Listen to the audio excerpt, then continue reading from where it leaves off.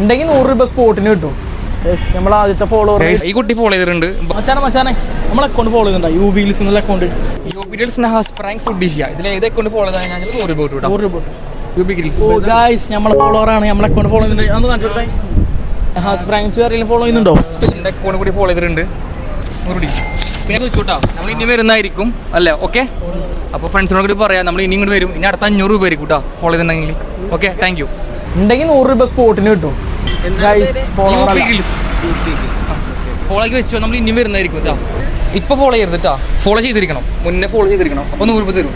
കുട്ടി ഫോളോ ചെയ്തിട്ടുണ്ട്. ഫോളോവറാണ്. Thank you. പിടിക്കും. നിങ്ങൾ നോക്കി നെറ്റില്ല ഫോളോ ചെയ്തിട്ടുണ്ടോ? നിങ്ങൾ ഫോളോ ചെയ്തിട്ടുണ്ടോ? പേര് പറയും.